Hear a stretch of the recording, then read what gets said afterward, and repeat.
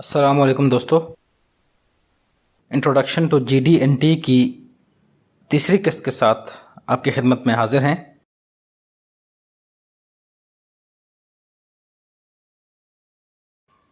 आज हम YGD&T GD&T की ज़रूरत क्यों पेश आई, इसके हवाले से एक एग्जांपल की मदद से ओल्ड टॉलेंसिंग मेथड और GD&T का कंपैरिजन करेंगे और देखेंगे कि ओल्ड मेथड में ऐसी क्या कमी थी कि GD&T पे शिफ्ट होना पड़ा। इसके लिए एक इंतहाई सिंपल एग्जांपल, एक क्रॉस बार है। इसका फंक्शन हम आगे चल के देखेंगे। इसकी टॉलरेंसिंग आपके सामने है, जो बढ़ा रहा है डायन 9 to 10। ये होल हमारे लिए इम्पोर्टेंट है और हम इसी होल की टॉलरेंसिंग को फोकस करते हुए मुख्तलिफ सिनारियोज देखेंगे।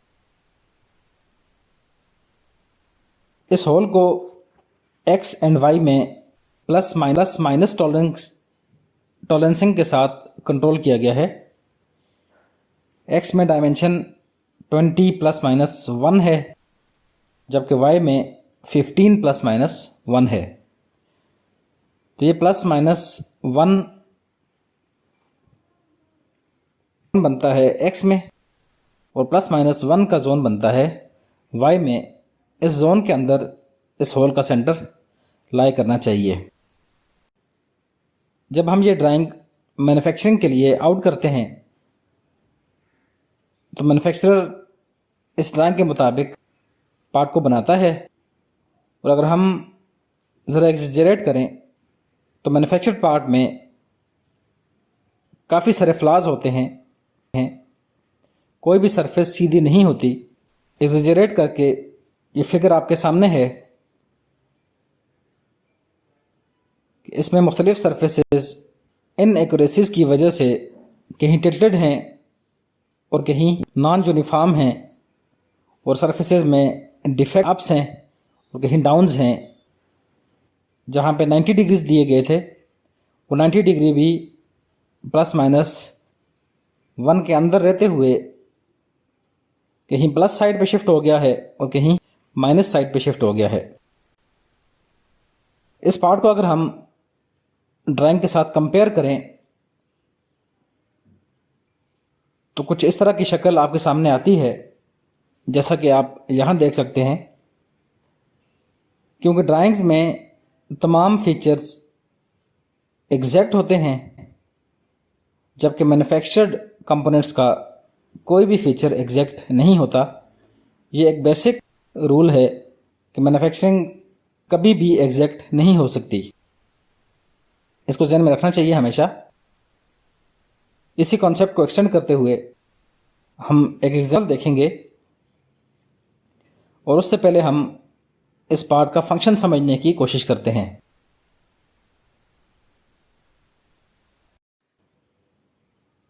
एक होल बार असेंबली है, जैसा कि आप देख सकते हैं।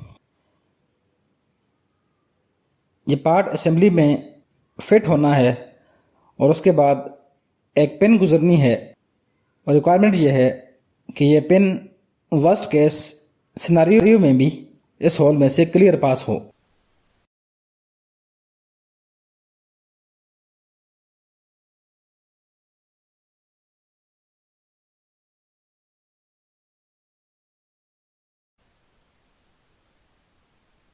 होल का साइज 9 to 10 डायमीटर था, जबकि पिन का साइज हमने मैक्सिमम डाया 7 रखा हुआ है।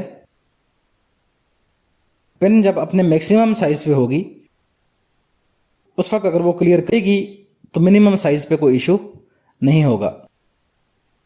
इसी तरह होल अगर अपने मिनिमम साइज पे हो और वो पिन को क्लियर कर रहा हो तो मैक्सिमम साइड पे जाते हुए उसमें क्लियरेंस की एडिशन होगी। इसलिए हम वर्स्ट केस में होल का मिनिमम साइज और पिन का मैक्सिमम साइज लेंगे।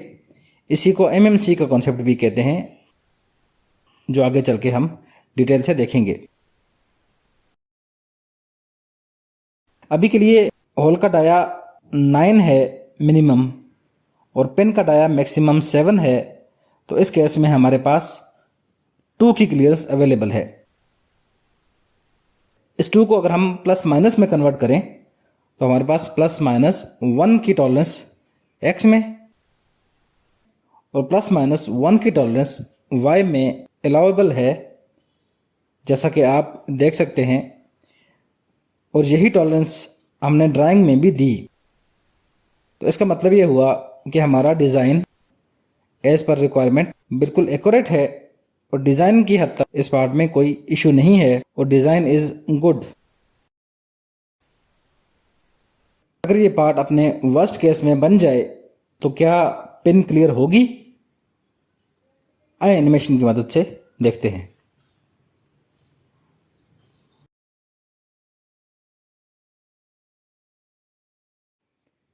एक छोटी सी एनिमेशन रन करेंगे। उसमें पेन डार्क ब्लू कलर में शो की गई है और tolerance zone plus minus 1 orange colour में शो किया गया है, जो कि एक स्क्वायर जोन है। अब हम इस स्क्वायर जोन को पेन के सेंटर पर रखेंगे और पेन के सेंटर को स्क्वायर जोन के अंदर मुख्तलिफ डायरेक्शंस में, जैसा कि up, down, left, right move करेंगे और देखेंगे कि क्या ये पेन क्लियर होती है या नहीं। आइए देखते हैं।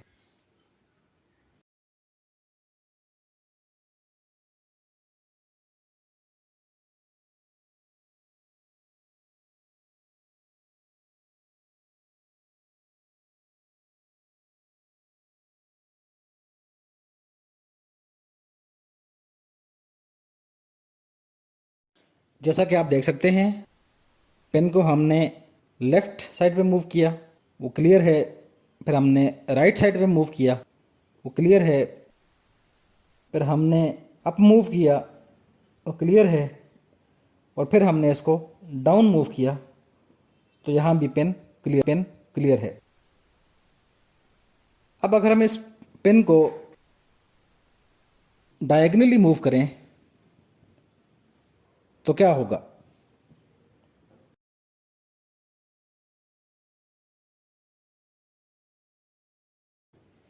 जी, आप देख सकते हैं कि पेन को हमने डायगनली मूव किया और पेन पार्ट के साथ क्लियर नहीं हुई, बल्कि ये अटक गई है।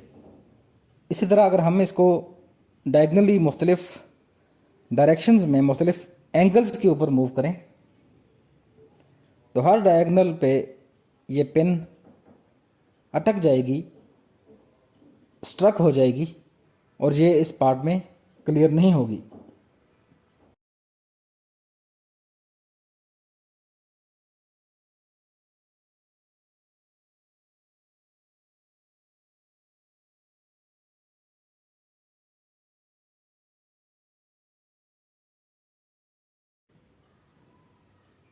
तो ये बेसिकली वो इशू है जो कि वर्ल्ड वार 2 के बाद सामने आया कि मुख्तलिफ कंपनीज जो एक ही डिज़ाइन पे पार्ट्स को मैन्युफैक्चर कर रही थी और इंस्पेक्ट कर रही थी, और इंस्पेक्शन में पार्ट क्लियर होते थे लेकिन फार्म फिर जाके वो स्ट्रक हो जाते थे।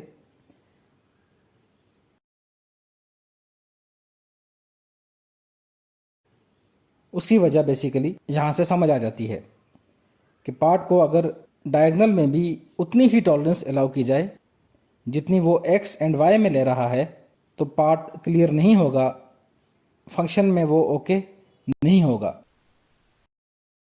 अब डिज़ाइन की हद तक तो जैसा कि हमने रिव्यू किया, डिज़ाइन वाज गुड, लेकिन सिस्टम में फ्लॉ था कि सिस्टम सिर्फ स्क्वायर टॉलरेंस जोन को अलाउ कर रहा है या रेक्टेंगुलर टॉलरेंस जोन को अलाउ कर रहा है। सिस्टम में सर्कुलर टॉलरेंस जोन की प्रोविजन नहीं है।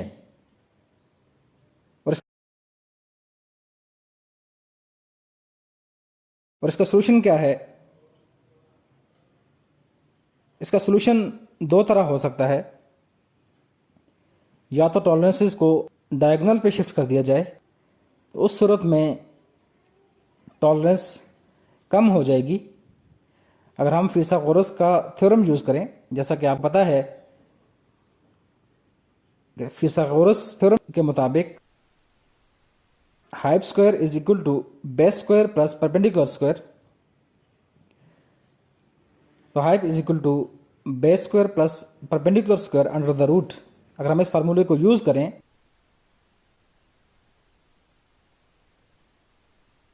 तो हाइपोटेन्यूज 1.4 टाइम इंक्रीज हो जाता है अगर बेस और परपेंडिकुलर इक्वल हों।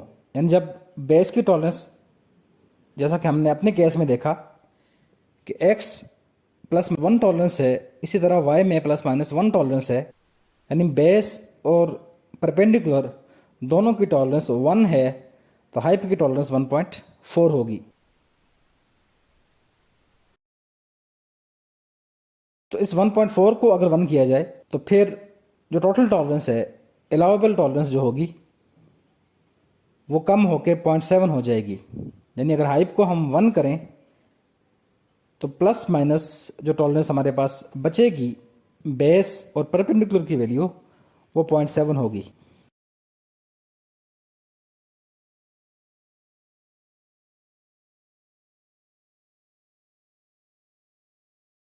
पहला मेथड तो ये है कि इसको टॉलरेंस को कम किया जाए,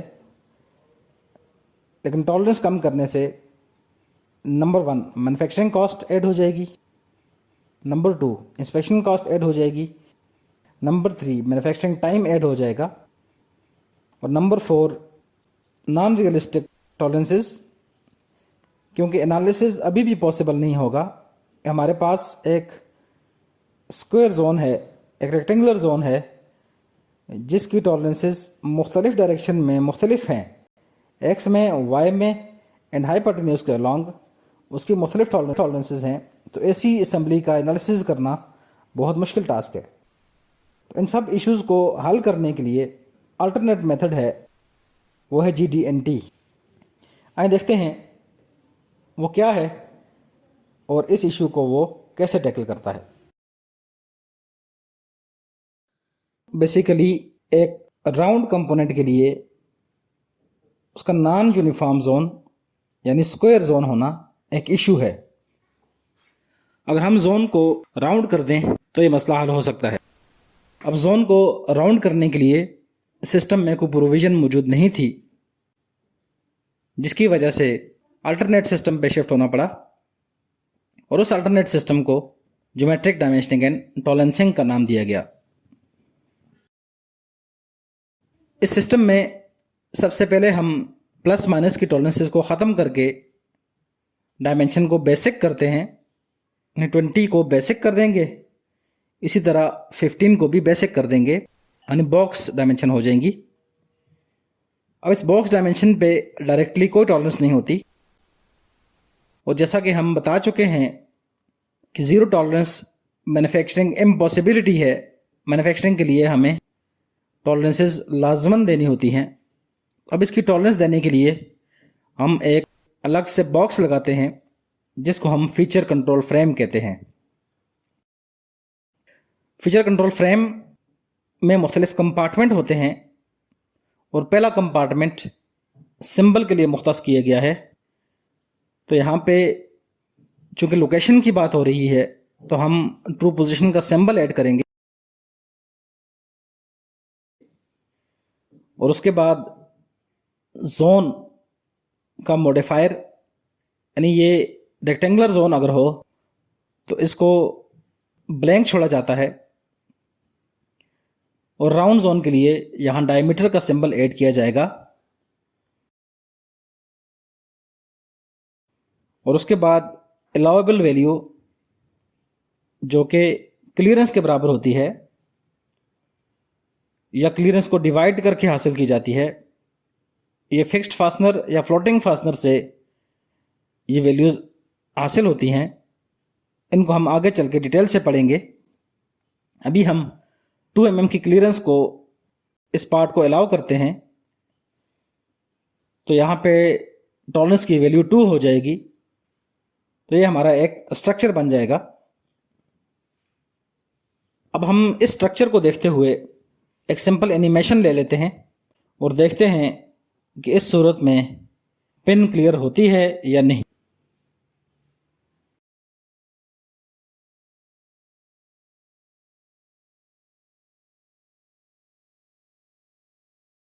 हमने पिन के लिए उसी तरह एक सर्कल डार्क ब्लू कलर में और टॉलरेंस जोन के लिए ऑरेंज कलर की सर्कुलर पेन को हम यूज़ करेंगे। अब हम इसको left, right, up, down and side wise हर तरफ मूव करके देखते हैं ये पिन क्लियर होती है या नहीं।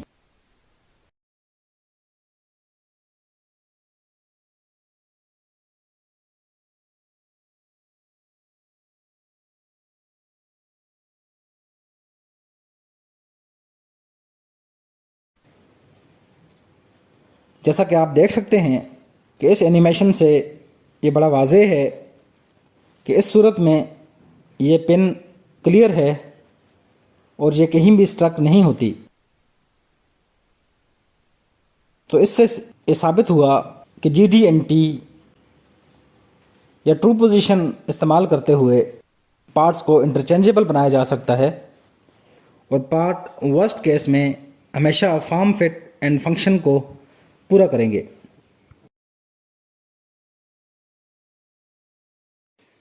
पहला इशू यानी नॉन यूनिफॉर्म टॉलरेंस जोन वो हल हो गया।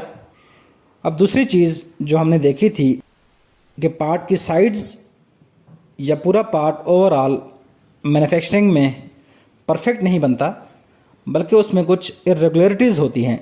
अब उसका हल कैसे किया जाए, इसके लिए भी हम GDT को यूज़ करते हैं।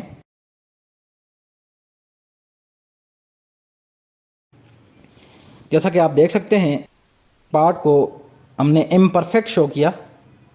अब अगर इस पार्ट को इस तरह देखा जाए कि ये होल 90 पे नहीं है, थोड़ा टिल्ट हो गया है, तो क्या ये पिन क्लियर होगी? इस केस में अगर हम पार्ट को वर्स्ट केस में या एग्जेजरेट करके देखें तो आप देख सकते हैं कि ये एंगुलर डेविएशन पेन की क्लियरेंस में रुकावट बन सकती है। इसी तरह पार्ट की दो साइड से इस होल को कंट्रोल किया गया है। अगर हम छोटी साइड को अलाइन करें तो डिफरेंट रिजल्ट आएंगे और अगर बड़ी साइड को अलाइन करें तो डिफरेंट रिजल्ट आएंगे। अब कौन सी साइड को पहले अलाइन करना है और दूसरी को उसके रेफरेंस से अलाइन करना है, नॉर्मल सिस्टम में ये प्रोविज़न मौजूद नहीं है। उसमें हम ये कम्युनिकेट नहीं कर सकते कि कौन सी साइड को अलाइन करना है मैन्युफैक्चरिंग के लिए या इंस्पेक्शन के लिए। अगर ये पार्ट अपने वर्स्ट केस में बन जाए तो क्या पिन क्लियर होगी? आइए एनिमेशन की मदद से देखते हैं।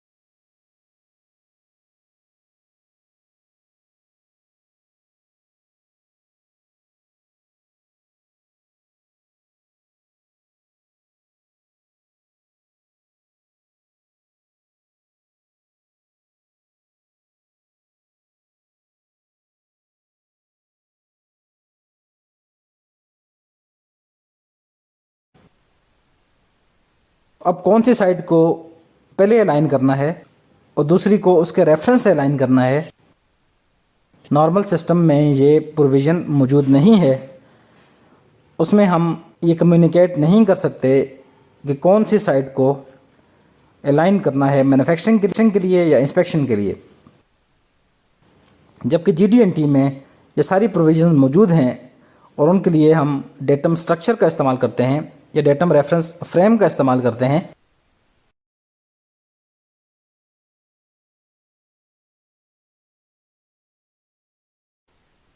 सबसे पहले जिस सरफेस पे होल ने होना ड्रिल होना है या अलाइन होना है, उस सरफेस को हम डेटम डिक्लेयर करेंगे। डेटम को हम कोई भी नाम दे सकते हैं, ए टू जी। इसको हम एक नाम देते हैं डेटम ए।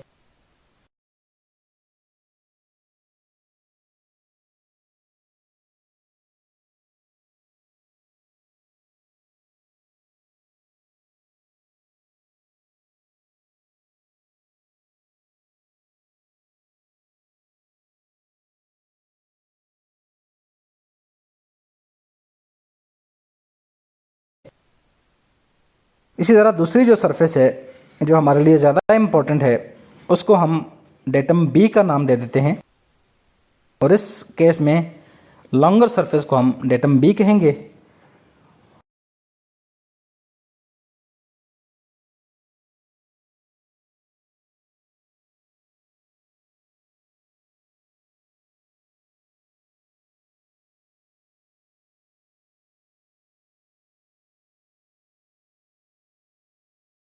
और शॉर्टर सरफेस को हम तीसरा डेटम असाइन करते हैं, और इसको हम डेटम सी डिक्लेयर करते हैं।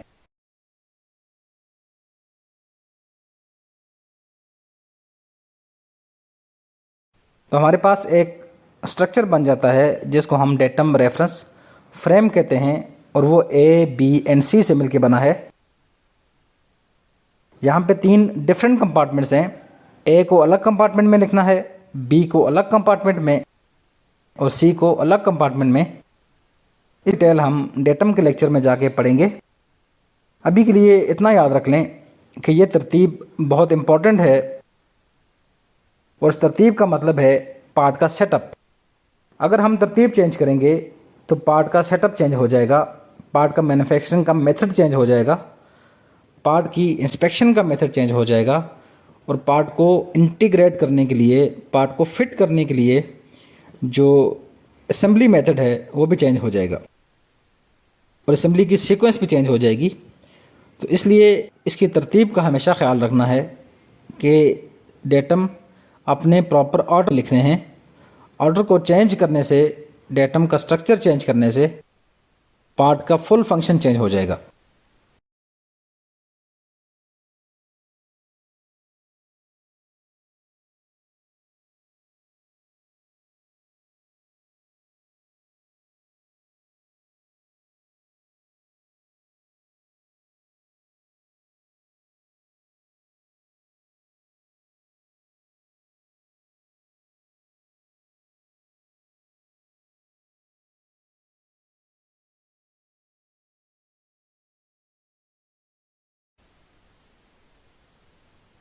तो अब हमारा पार्ट डेटम्स और टॉलरेंस दोनों के लिहाज से कंट्रोल हो गया है। और अब हम वर्स्ट केस में देखें तो पेन हर एंगल पे, हर ओरिएंटेशन में और हर तरीके से कंट्रोल्ड है, और ये फुली क्लियर है। और आप इस डिज़ाइन के ऊपर जितने भी पार्ट कंपोनेंट मैन्युफैक्चर करेंगे वो सब के सब क्लियर होंगे। जैसा कि आपने देखा कि नॉर्मल सिस्टम में प्रोविजंस ना होने की वजह से एम्बिग्यूटीज़ रह जाती हैं, और वही एम्बिग्यूटीज़ और इन एम्बिग्यूटीज़ की वजह से डिज़ाइनर का इंटेंट क्लियर नहीं होता, और पार्ट फॉर्म, फिट या फंक्शन के मयार के मुताबिक पूरे नहीं उतरते। उसको दूर करने के लिए हमने ज्योमेट्रिक डायमेंशनिंग एंड टॉलरेंसिंग का इस्तेमाल किया, और आपने देखा कि पार्ट फॉर्म, फिट और फंक्शन के लिहाज से बिल्कुल ओके है और इंटरचेंजेबल भी है। आज के लिए इतना ही। YGD&T के सिलसिले में प्लस माइनस टॉलरेंस का इस्तेमाल नॉन फीचर ऑफ साइज़ के लिए, और उस केस में क्या एम्बिग्यूटीज़ होती हैं और उनको GD&T के थ्रू कैसे कंट्रोल किया जाता है, उसके सिलसिले में नेक्स्ट लेक्चर में हम एक और एग्जांपल को स्टडी करेंगे। उम्मीद है आपको आज का लेक्चर पसंद आया होगा। Please like and comment. Thank you.